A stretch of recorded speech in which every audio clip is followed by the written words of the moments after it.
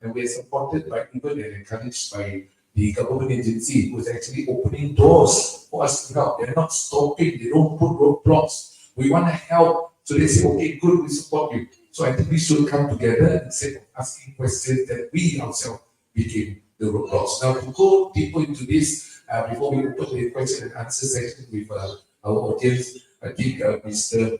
Satwan has said his piece, and of course, Mr. Zali has presented. I want to ask Mr. Satwan, being a champion of facility for so long, you've seen on the ground, we have spoken about that. Okay, seriously, if it does affect us, no matter how tough we are, listening to this alone, I think if you don't tear in your eyes, you will tear in your heart. Inshallah. And the best part is we don't care race, language, or religion. We all come together because we can feel it. If things happen to us, we don't know what to do, and we definitely thankful that some small, tiny little nation somewhere who's coming down and help us. So how does your organization actually, Mr. Zili, assess the immediate needs of the communities? How do you identify that on the ground almost immediately? Because these are disasters that happen almost over time, and people are keeping quiet. We need to really assess it quickly. So how do you assess that? How do you prioritize the plan of rescue or help in such things? Okay, this is what we do. Assuming there is a disaster within the papers right now, that's the first thing. And what we will do is sample get assessment. This is what the damage is about, and this is how the earthquake happened. And then we will also get in touch with the ground partners in the country itself. The ground partners will tell us this is what we need. and then we will collate. And we have a 9-set plan, and we will ensure all 9 sets are taken care of, all boxes are ticked, and then we will read within 72 hours. Up we go. All boxes are ticked, we go. Most importantly, we need to ascertain the safety of our people who go down on the ground. Just like Gaza for the matter, the Gaza came safety, we wanted to go, but we had to hold on. We don't know what the intensity was. I think all organizations held on, and you don't know if you're going blind, you may be caught in the crossfire. So we ensure that everything is safe. We go to the ground. When you go to the ground, what's important is always medicine. Then you come food, and then you come clothing. Clothing will come later, but the other one most important is water. Water is always a key thing that you need to do. Even like our Suhaimi said, there's also a water ration where I think it's about 7 meters, 1.5 meters per day. That's fine. Okay. So what we do is we ensure medicine is taken care of. Those who are in space are taken care of. And we want to ensure that the money that we take from here is also spent well in the area itself. That I think is very, very important. We need to ensure that as far as we are concerned, we are going to a place where we are going to help. And we can help. There are certain areas I think we just cannot go in, assuming there's a war in Russia for the matter and people are in space. I don't know whether you can go or cannot go, but all this is, like I said, subjective, but we are very careful. Human life is very important, our staff life is very important. And what is important is, we want to share this with you for this, I think. All of us in Singapore, we all say we are very hard, we are not helpful, we are not. Let me tell you this. I have seen enough. I want to say this to all Singaporeans. You are an amazing bunch of people. Whenever there's something happening, look, for Gaza, that's a good example, Gaza. How many of you have friends or relatives there? You don't, why are you going there? Because people need help. And you can help. That's why I say Singaporeans are an amazing bunch of people. You always come out. Tsunami for the matter. We collected $88 billion. We helped them. I've been to the ground of tsunami itself. Remember the picture that you have in your mind about the boss standing down there all by itself. I've been to the area itself. If you ask people who have been affected by the area, when the tsunami came, I went to speak to all the farmers and all that. All of them, as far as they wanted to believe they are so resilient, they always say, it's a will of God. And then they move on. I tell you, they are very short people. Same like you go to Turkey, you go to Pakistan, I go to Nepal for the matter, I go to China for the matter, same thing. In Philippines also, they are very resilient. But Singaporeans, you are amazing. You actually take up money and then you give it to us, and then myself, 𝐸𝒂𝒏𝒊𝒂𝒏 for the matter, you give money, we go and do what we can, help our fellow human. So that's how 𝒓𝒊𝒂𝒏 acts in a sense. Thank you very much. And thank you so much for your support. Yes, I do agree with Mr. Satwan, because Singaporeans, the minute we have something like this, the amount of support, whether people realize it or not, is amazing. So thank you. Your $2, it's not a gift, but the thoughts that count and the assistance.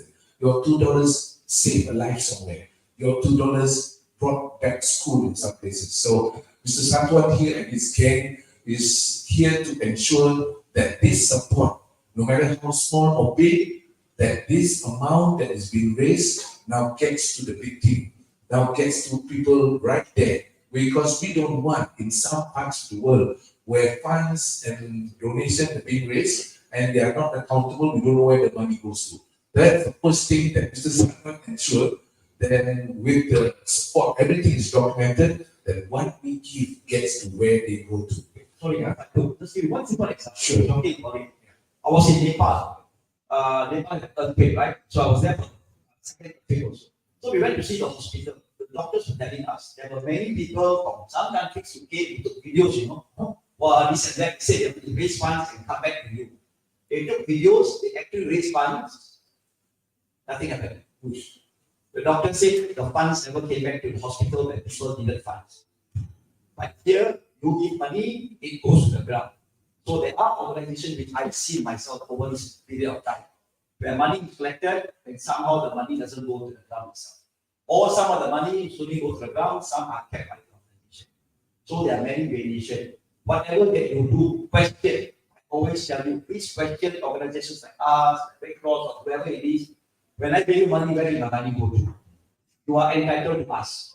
And I think it's only proper that you ask, and we will answer you where the money went to. Then you know for a fact you have confidence, you believe in us. That I know when the money is given to you, it is well spent. Thank you for doing this. Thank you for doing this, Mr. Satwan. I just remember the money, the things that we are raising, priority-wise, WMF, water, medicine, food. These are the first fundamental things that we will ensure that we get it. Right? Okay, so if you can't remember anything else, just remember WMF. We are helping. We can't go there, but we got our gang to go there. Now, talking about ground zero, I want to just take a little perspective from Mr. Sani. Mr. Sani, these are amazing people. If we think we're doing amazing work, these are amazing superhuman. 24/7, always on the go. And now, Mr. Sani, 24/7, 24 hours. Tell us how emergency or how is your life throughout and you're still doing what you're doing right now. Can you tell us a little bit of the glimpse of life when disaster happen? What is the notice to move? And how does your family react to that? You're gone somewhere, you don't know whether coming back. Take us through that one. We spoke before this. I was sitting down there. Here is all the logistical arrangement. Here comes the fund, and this is the man sent down to the ground. And then he is actually owned by the public, not even his wife. Tell us, take us through this, please. This is a story which we need to hear. Okay.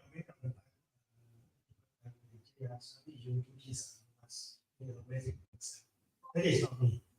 Truthfully, I think what I do is very little. The sacrifices I have to do, sacrifices of my wife can adjust. My wife have unconditionally given me upfront and approval. If anything that I want to go, please go ahead. Even sometimes my bag already unpacked, always there to be ready, even though I don't do much. But I think again for the past 20 years, I mean, I'm now thinking about it. Many people feel that if I'm the one who go on the ground, you are the hero of the family. People must imagine, you know, how, I mean, be it whether my wife put a strong face. I know she has certain anxiety. My mother, the last time I still remember when I go to Pakistan, my first mission during fasting month, he called me that he's like, I'm 30 plus. My mother is crying. So my wife also get very anxious. But usually for me, I think my contribution is nothing. People always forget that when we move, our family adjusts. Now suddenly my wife will take the load, the thing I do at home. And we always, there's a lot of uncertainties. So that's something that I do. What is the motivation that I do?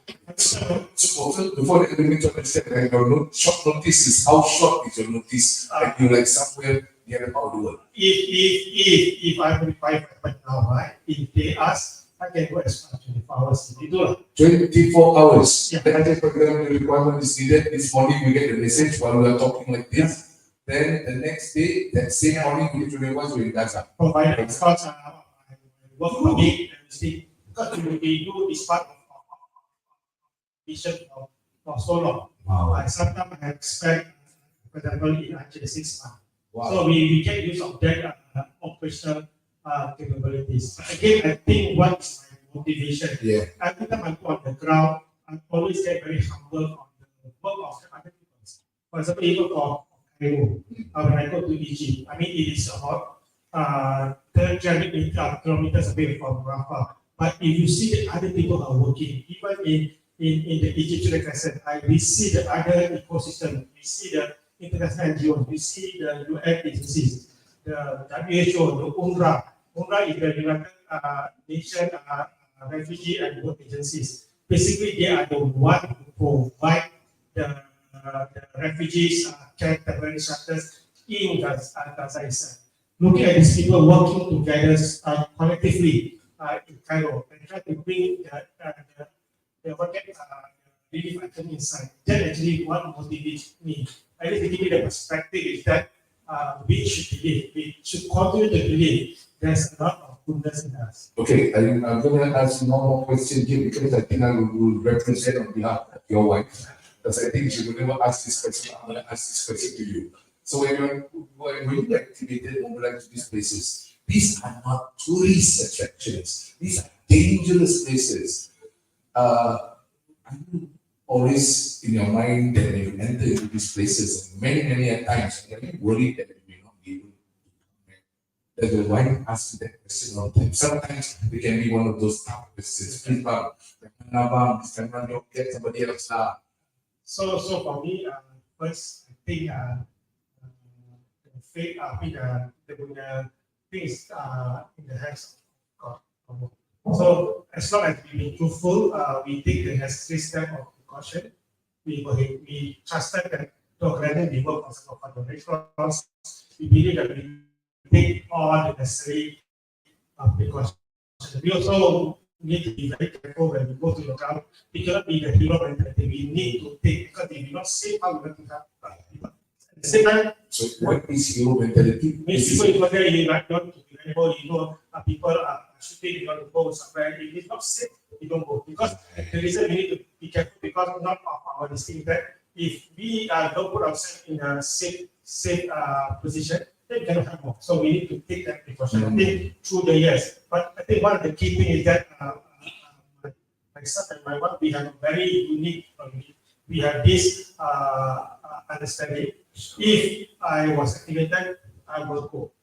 Go for the department. Similarly, if my wife get activated today, I will give the same unconditional approval and support to her. For example, my wife says, if for whichever reason he decided to be deployed to Gaza, I will pray for our safety and go ahead. I think at the end of the day, if we only get opportunity, very rare. I mean, for me, I'm blessed to get the opportunity to do something that I love to do.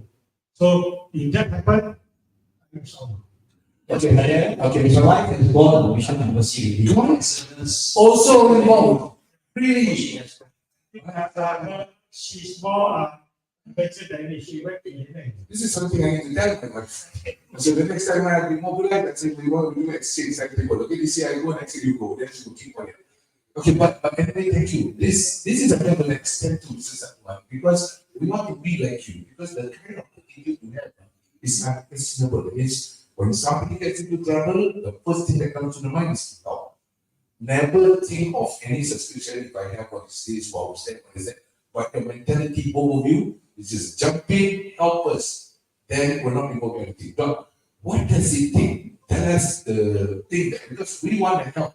This Gaza issue right now. We want to help as much as we could, certain things and all that, but one is that rightful attitude, because nowadays generations, so-called generation, got not to question in the end. We talk, but we never walk.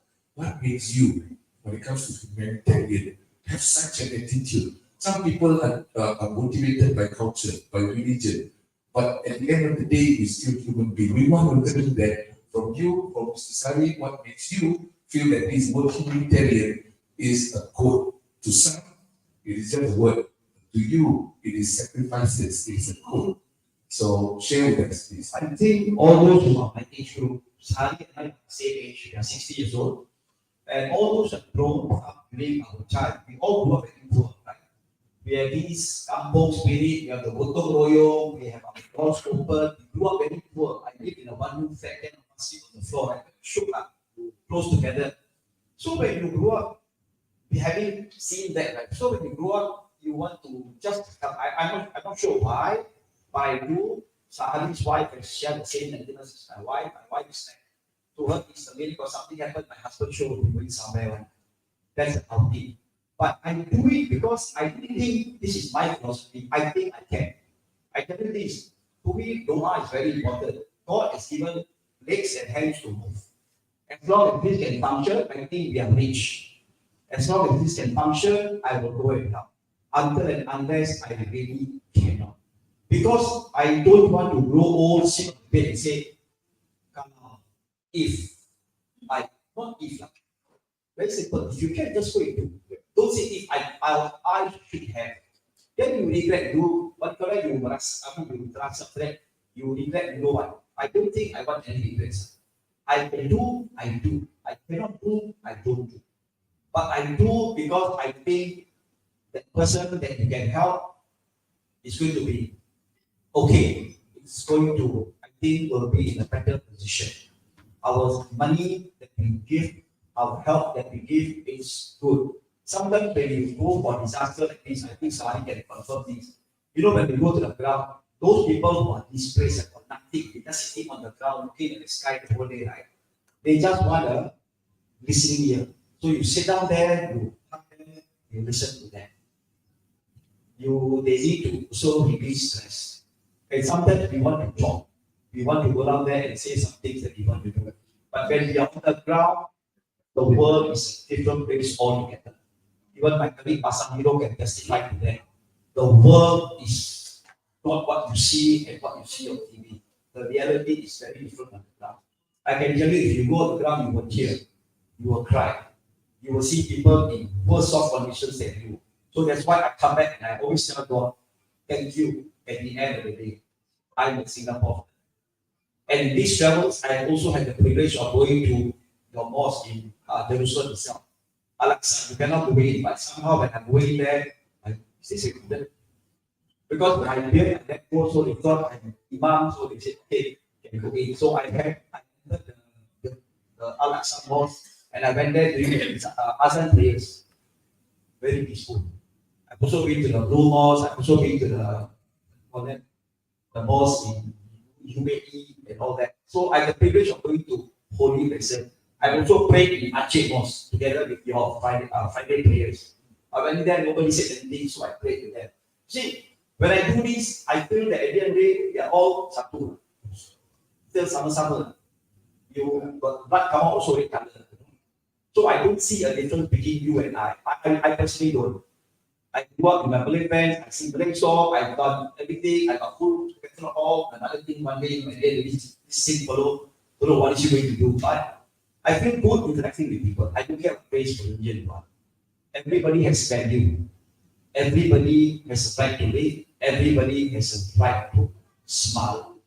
And I think that's the greatest gift we all Singaporeans can give. A smile to somebody. And I think that's very important. And according to the prophetic tradition of Rasulullah SAW, even a smile is a charity. What you say is in line with the teachings of Islam. And wow, that's amazing. You know, to be honest, I'm supposed to go to Masjid 𝒂𝒏 this year, right now, this period. But we couldn't go because when we got the news from the government announcement that we are not, when they discouraged or at the time tried to divert, so we had to cancel our. I would have been there, and then if I had a kilo, I would have considered, me and my wife would consider, don't listen to his advice. I would have been there and stayed there and never come back. But we don't know. We planned, but something else happened. Anyway, thank you so much. We want to learn that. And because of that also, oh, thank you, man. And of course, we always pray that one of us will receive that. That means the guidance from the divine. Continue our life and thereafter. And with that also, we also want to thank because of this calling and because of coming together, we want to thank even business people like Maimuna and family who apparently reacted on this. Yeah, and actually donated $20,000 in support of this relief. So we want to thank. Thank you so much.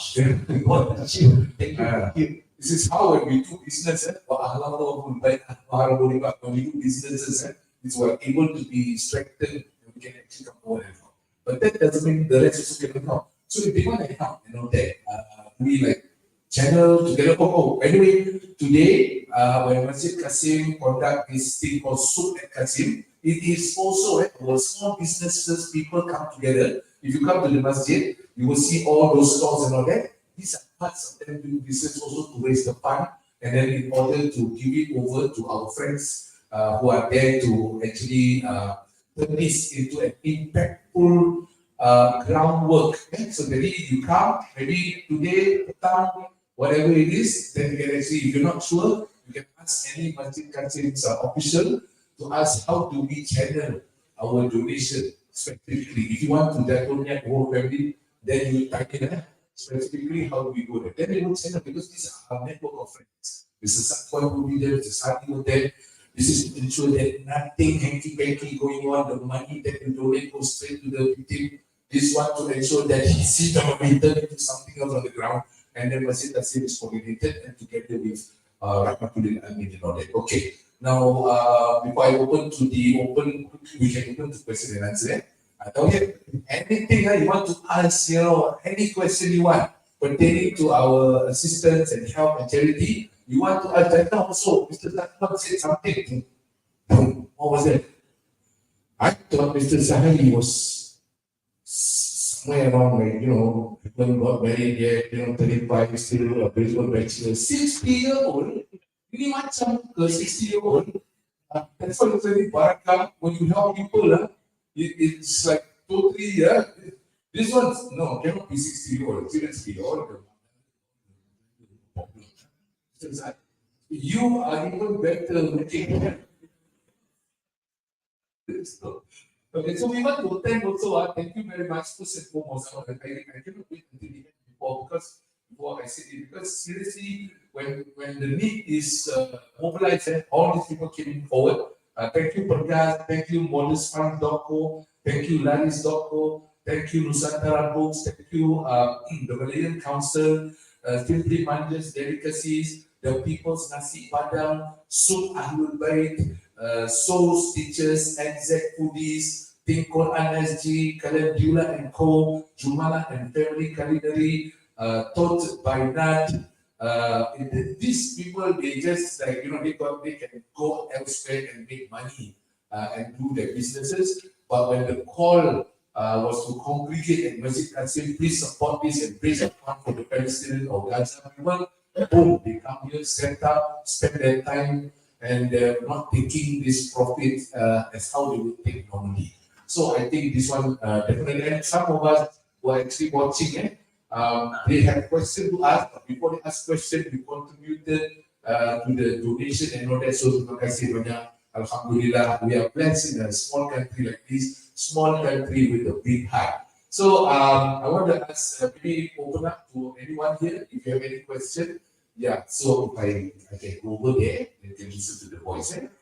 It's okay. Don't mind. Don't cry if I do you if you alone off the camera. Okay. The question, your name and your question.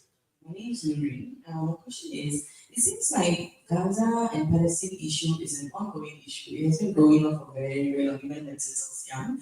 So how long is that help going to be provided?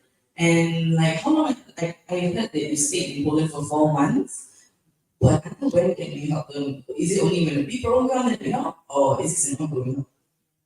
Very good question. We'll leave to Mr. Satwan or the question if you rephrase. Gaza, say the Israeli conflict and the Arab conflict has been going since 1947, 75 years. But along the way, there are also many happenings. Are we helping it now, or do we wait until something happens, or how long is this aid, especially right now, going on? The aid that we are going to give is going to be measured. It's not you take money and then give somebody and then see, I don't care where the money goes to.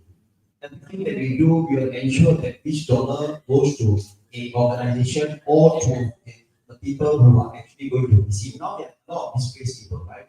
For 1.8 million, 1.8 displaced people, they are actually in camps.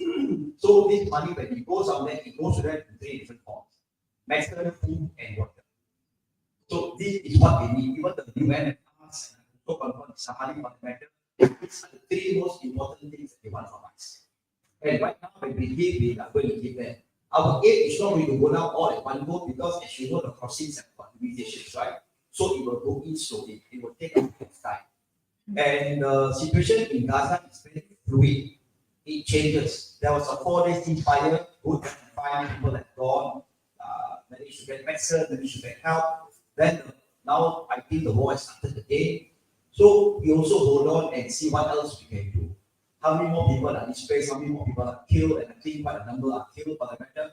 But that aid is going to go to those deserving people. Because as far as I'm concerned, for Mercy Relief, we work with UN, RWA, and also at the end of the day, there is also Egyptian Red Crescent that is going to on the ground.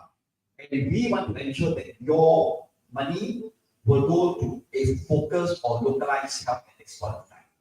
yes, the war will continue. It's an ongoing. I've been there since 20, 𝒂𝒏𝒊𝒕𝒂𝒏𝒊𝒂𝒏, 2012, 2014 for that matter.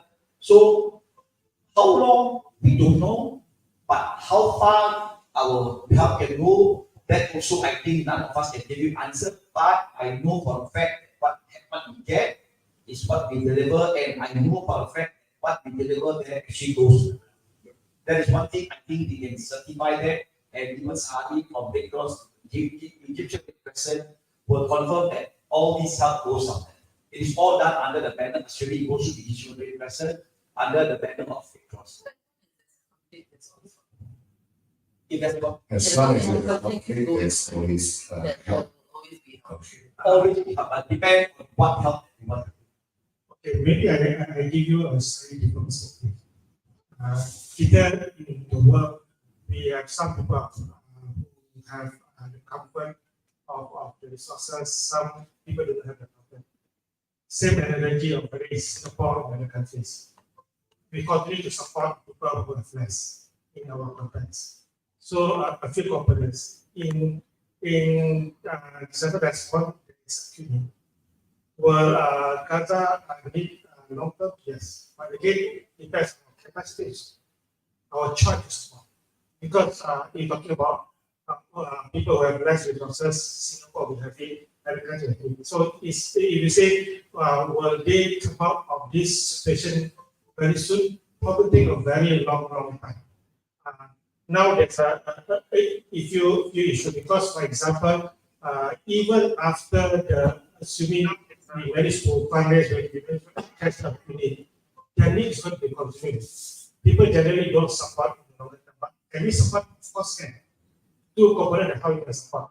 One, we have put effort here. We have reliable and faster organization can continue to do that. Just to give, not because I'm not going to just must understand, for example, for us in the Egyptian question or the Palestinian question, Palestinian questions are part of the community. They are going to be there for the longest time. Of course, some countries support certain countries in certain situations in the very long term. It can be never. I mean, it can be continuous. But again, it depends on Mania. We should we can wish that any people who have less resources. But for this situation, the situation are very intense and very acute. So they need additional support in as the whole world. If you see the devastation, it will take quite a long time. You can imagine the extent of the devastation to review. But we have, I think for us, importantly, whichever capacity we have, whichever that we still have to do, we can continue. Like for example, are we going to stop to helping the poor? No. The only difference that the people who are less need is in different countries. So it depends on our needs.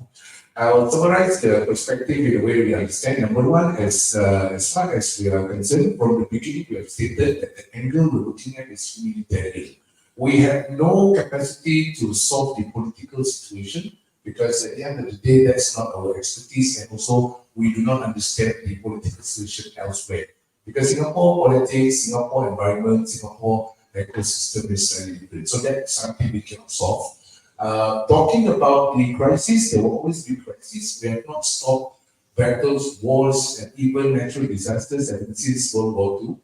There was this Korean War, then the Vietnamese War, 6.5 million Vietnamese just perished during that war, and so on and so forth. As long as there are crises, again, as how our friends put it, is we will help. That one I will also link to, of course, there are people here who are expert in this knowledge than me.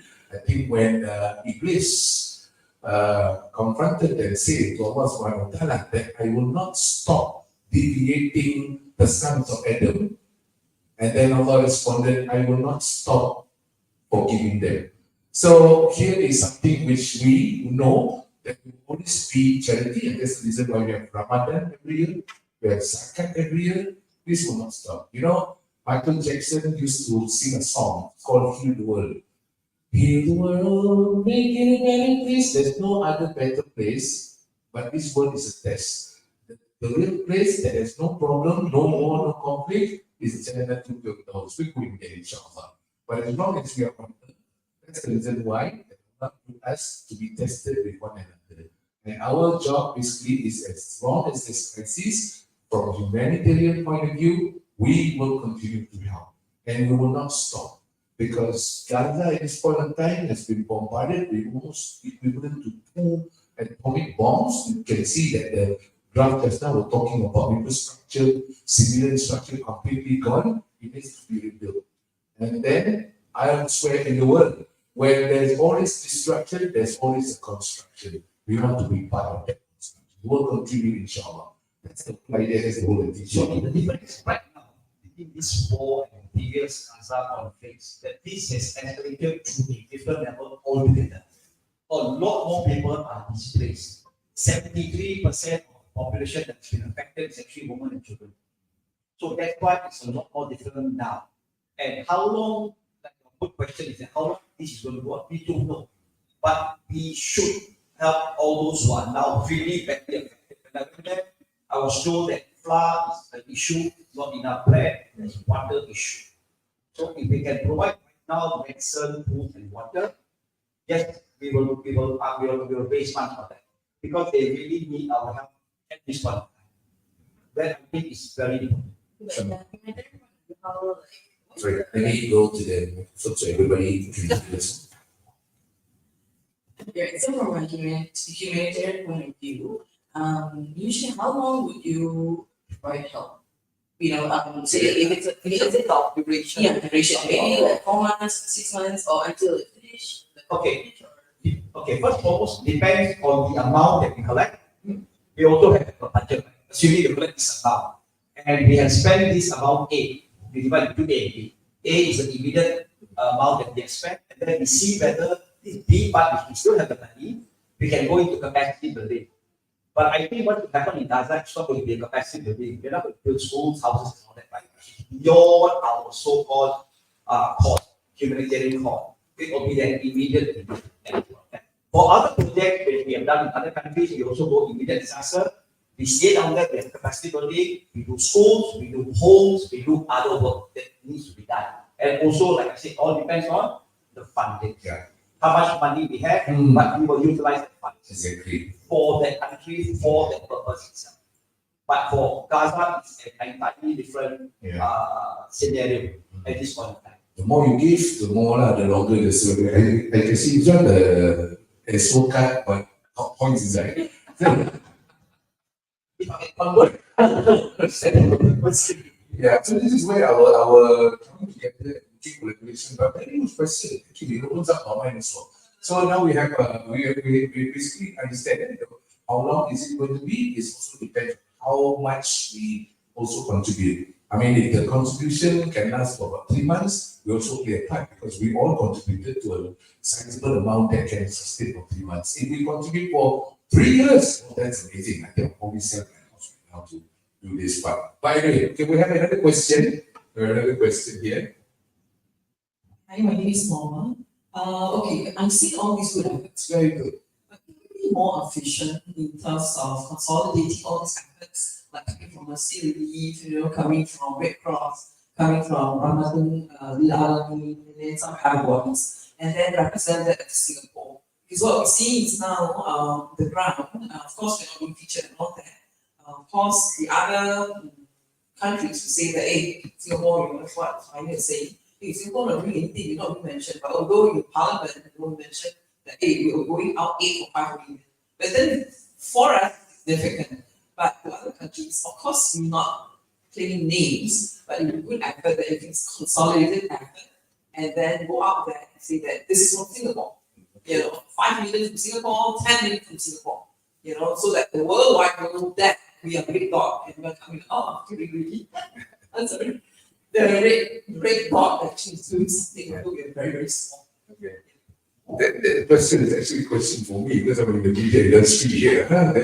Basically, okay, before I pass the mic over, yes, there are some efforts. Even Dr. Maliki, this is the part where we had somehow, Dr. Maliki, even our Prime Minister has gone to the Middle East recently to actually also make sure that they also understood. That's why they went to Egypt side to also appeared in some of the news agency by CNN, by BBC, that covered that these are some of the help. I think recently, that time, the last news that I heard was there was appeared in some international news that in some round 6.9 billion was raised and Dr. 𝗏𝒂𝒏 was there to represent Singapore to hand over this to the Egyptian site represent. So this news was already widespread. They were telling people that we're doing this. But of course, we need not only telling people that, but I think the question is also, is that concerted effort? Is that the question that, rather than coming from different groups, like, you actually just really, but actually they're all like, same, either you're Liverpool or Manchester, it's the same team, right? Actually, RMDF has also got a permit. Permit is expired. Mercy Relief has come on board. We have got our permit also. So we also raise funds, but we must have a permit to raise funds, right? So that's why right now the funds that are coming in are going to Mercy Relief, and RMDF has also donated, I think 7.5, if I'm not mistaken, to the cause in Gaza itself. So it's actually, if you look at it, it may be different organization, but it's a concerted effort. It goes together as a concerted effort. So even like at the end there, when Suhaimi is going to be in Cairo itself with the 𝐒𝒏𝒆 and the Palestine, it's all a Singaporean effort. It will go down there in a Singaporean effort, except that right now they are raising funds in the name of Mercy Relief. Not because they are separate or we are the hero and say, okay, only Mercy Relief can raise funds, the rest cannot. No, it's not. It's always a concerted effort. That's how we actually raise funds. But all of us work together in that sense. That's why all three of us are together here in that sense. Four. I know, basically also because we are putting an effort like that, and also what we can do on our part, yes, the news have already been shared to the world. What we can do is actually Google it, and then what we'll do is we help the social media by posting this, repost this news. Because if we don't, then some people, they thought they were not doing anything, then they repost. Some actually, there's like one and the rest of us was thinking, sorry, why take sides? Something like this. Oh no, of course we do have sides. We have to stand on a certain thing. But then again, we don't have to make it obvious because that will be the hindrance, right? Like some people, when they thought they were not doing anything, so they went overseas, somewhere, flying certain flags. And they said, why you do that? Because at the end of the day, you're going to create a roadblock by yourself. Now we are sending help. At the end of the day, what we can do is to actually now collect all these good news and great news and then put it on our TikTok. Tell the rest of the world we're doing this. You can actually now also screen capture the scene right now here. We're doing something. Put it on TikTok, put it on Instagram, put it on stories, put it on Facebook. That part we need your help because today, like I said, the news is really in your hands. And majority of us know this, so we also do our part so that our friends can do their job properly and our friends can be understood clearly. Otherwise, people don't know what they're doing. Whenever we go down to the ground and help, right? One thing is for certain, they always call us Singaporeans. Even though but they say Singaporeans are great. Yeah. The same Singaporean is always there. And they also realize that this is a concerted effort by people of Singapore. That I think is really very grateful. Of course, you're such a small nation and you still can't help us. That's why we feel very proud that we are able to do so. But it's always a Singaporean. So we promised to have this about 1.5 hours. It's look like this is a very hot topic and a very good discussion that we're going to have like 1.5 hours talking about this. But however, don't stop here. We're going into Zohor, prayer, and all that. So inshallah. But before we end, we want to thank everybody once again. We want to thank everyone, and we just mentioned their name once again. Thank you, 𝒓𝒔𝒕 for organizing this initiative in collaboration, of course, with Mercy Relief. 20 years of creating impact and bringing great help, not only in terms of spreading the name, but real help on the ground. To make us proud. Thank you to Red Cross, who crossed into every possible area to bring the help. And of course, we want to thank once again to Suhaimi Yusof family for the special donation we made today. That's a lot of money. I think that will equate to my 𝒓𝒔𝒏𝒊𝒂𝒏, but that amount is fantastic. Thank you so much. Just take the money and just go 20K, bro. Thank you to 𝒓𝒂𝒏 for also assisting us in many areas because sometimes we do have blind spots. So 𝒓𝒂𝒏 came into the picture. taking a look at the certain areas that are sensitive and otherwise. Thank you to our businesses, small but big heart, and they continue to contribute. Modest Fund Toko, terima kasih Larisco, Nusantara Books, Malayan Council, Simply Matches, Delicacies, The People's Nasi Padang, Soul Ahlul Baik, Soul Teachers, NZ Foodies, 𝒂𝒂𝒏𝒊𝒂𝒏 𝐾𝐚𝐥𝐞𝐬𝐭𝐲, Jumalah and Family Culinary, 𝒓𝒅𝒔𝒕, and also thank you for also collaborating this consistent effort to the group called 𝒓𝒅𝒔𝒕. Inshallah, we will be part of 𝒓𝒅𝒔𝒕 as well, because that is the mercy. 𝒓𝒅𝒔𝒕 is when God sent Prophet Muhammad, it is a sign that this is a sign of mercy. So now we'll keep on here: humanitarian, mercy, humanitarian, mercy, humanitarian, mercy, mercy, relief, mercy, relief. And how long will this go on? Wallahu a'lam. As long as there are crises, we are here to respond and help. And I will end off this session by asking if there is somewhere we can continue to give help to this. Maybe a little tip, maybe it's just one line of thoughts from Mr. Satwan, and of course our friend to represent us, Red Cross, working with the crescent, Red Crescent there, Mrs. Ali. Maybe a thought from Mr. Satwan about being human and continuing this help, and how do we go about continuing having this until the day we see goodbye to this world. We'll take this. Help whenever you can. It is always satisfying. Right? And you do it unconditionally. I think that's really very important. I'm very sure all of us, when we have given money, tissue people will buy tissue for you sell tissue to what? You give $2, you feel very good, but not because at the end you give the first, but you feel good that you are able to help that person. That $2 will go a long way. So I'm saying, please help. Please continue to donate. Our website is www.mercyrelief.org. There's a page down there, link for you to donate. Please continue to donate, and please continue to help a fellow human being. Does not matter where it is from, but do so. Because at the end of the day, it makes you feel good. That I've done this because I can. Thank you. It's amazing. Thank you. I wish that you can actually sit next to Mr. Satwan just like how I'm sitting here. Even though he speaks like as if this is part of his job, or no, this goes beyond job. Because you can actually see that this man is very honest. As he speaks, the side you can see him actually dealing with it. But of course, as a man, I'm like,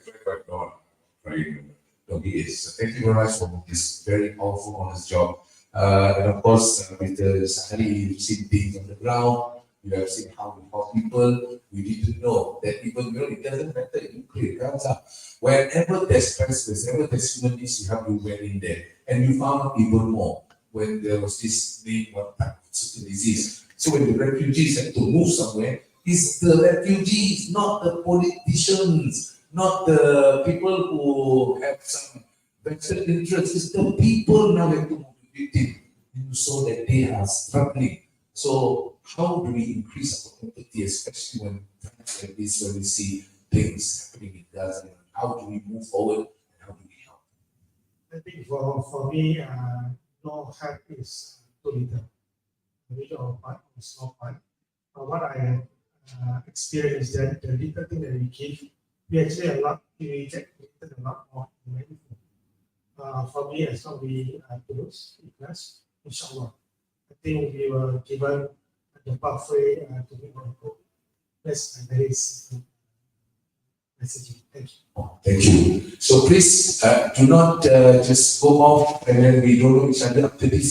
This one, actually, after this, please remember these keywords. The keywords of the lessons that we take. Number one, if you can remember hours and hours us talking. Number one, just remember this. Number one, Masjid Kasih.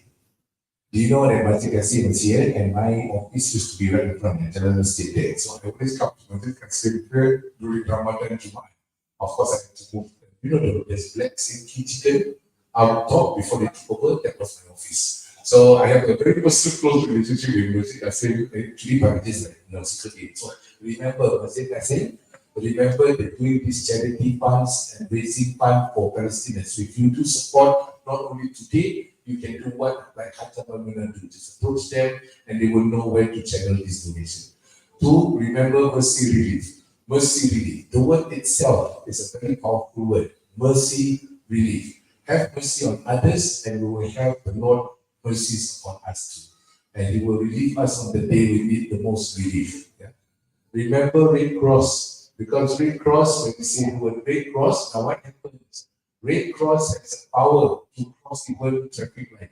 When it's red light, they also cross. Okay, because they are going there, they went there, don't need all this passport, job, whatever. Red Cross, ours only green. So Red Cross around the world working together with Red Crescent, 𝐼𝒑𝒂𝒏𝒊𝒂𝒏. You see the moon, red color means something needs to be done. So remember that. And of course, remember 𝒓𝒂𝒏𝒊𝒂𝒏. We can do so much alone. We can put a little bit, but each person, even $2, that's 5.5 million. That's a lot of money, and that's a lot of help. We didn't care if we take the, that phone or we pay our bill or, subscribe to a movie. Sometimes we download those apps, $2. Oh, no problem. But the $2 go a long way. We consume things without sometimes even think, but I think we should also no need to think too much. No overthinking when it comes to health. And of course, just anyone just start my mind. No effort is too small. No donation is insignificant. I'm adding on to what brothers. Thank you very much. Thank you. And at the end of the day, we're proud to be Singaporeans, because back in London, I was going to jalan-jalan down there for a course down there, and suddenly one person at the back, I heard this couple was saying, "No lah, we go there and eat first lah." I said, lah, I turned around, Singaporean. They also say Singaporean, we are the lah company. We are the lah. So, tolong lah, help lah, and we will make the world laugh lah.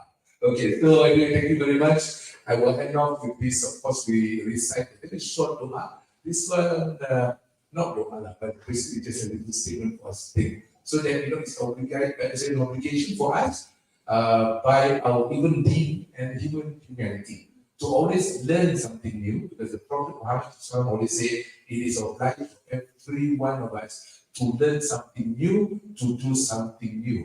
And each time we do this, it gets better and better than yesterday. So in Arabic, we say, Barakallahu fikum wa kulla yawmin khair. Means, may Allah give you the blessings, and with these blessings, each day will be better than the day before. Be better human beings with others. And of course, Islam says, please make friends. There is no compulsion religion, so it is obligatory for us to make friends with other people. It doesn't matter they believe or they don't believe. It is your friend. Be good Thai neighbors. Today, go tell your neighbor, go and capture this part, tell your neighbor, doesn't matter the race, language, or religion, but at the end of the day, we live in the same place. So thank you so much, everybody, and I will see you in another opportunity that we have. Please do not forget these people and remember the WMF. Water, medicine, food. Something that we give to people is something basic that we also need. So we need, we also need that. Thank you so much. Yeah. Thank you so much. Assalamualaikum warahmatullahi wabarakatuh.